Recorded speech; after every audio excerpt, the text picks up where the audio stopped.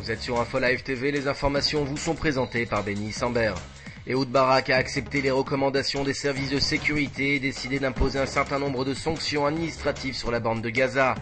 En riposte au tir de roquettes Qassam persistant, l'alimentation en électricité dans la région de Beth Hanoun, d'où les engins sont lancés, sera interrompue et le transit de carburant et de marchandises à destination de la bande de Gaza réduit. Et puis l'armée libanaise aurait ouvert le feu sur un avion de chasse israélien ce jeudi qui survolait le Liban Sud. Selon des sources sécuritaires libanaises, l'avion n'aurait pas été touché. L'incident se serait produit au-dessus de la localité de Marjainoun, à la frontière avec Israël. Tsahal a affirmé ne pas être au courant de l'épisode. Washington impose un arsenal de sanctions à Téhéran. Les États-Unis visent à affaiblir les militaires du régime ainsi que 3 banques d'affaires. C'est le plus large éventail de mesures punitives imposées à Téhéran depuis 1979. C'est également la première fois que les États-Unis cherchent à sanctionner directement l'armée d'un autre pays.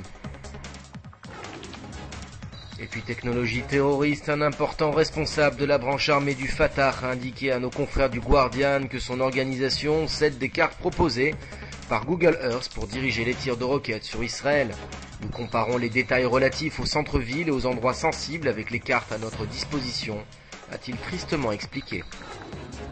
Arkady Gadamak aurait investi dans la production d'uranium au Kazakhstan selon le quotidien Yediot Ahronoth.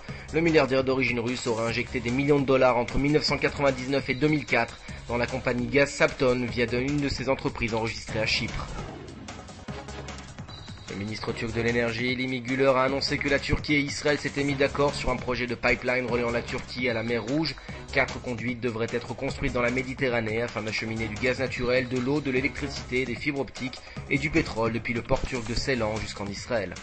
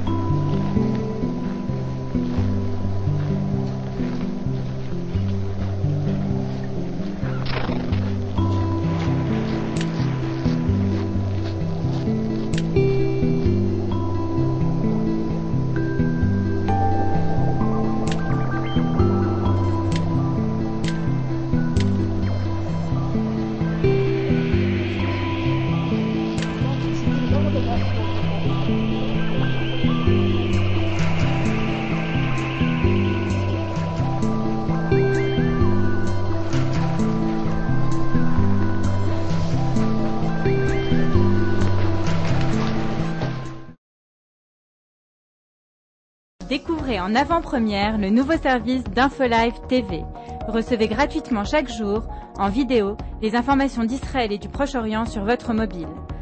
Pour vous abonner, entrez sur notre site www.infolive.tv et cliquez sur la bannière Service téléphone mobile. Aujourd'hui, le monde entier parle d'Israël. Mais qui parle d'Israël au monde entier, en temps réel, en 4 langues et en direct de Jérusalem? InfoLive.tv, la première chaîne de télévision internationale israélienne. 24 heures sur 24, 7 jours sur 7, suivez de l'intérieur l'actualité d'Israël et du Moyen-Orient. Des reportages, des interviews, un grand journal et des flash infos en images dès que l'actualité l'exige. InfoLive.tv, votre regard direct et vrai sur l'actualité d'Israël. Retrouvez InfoLive sur internet www.infolive.tv.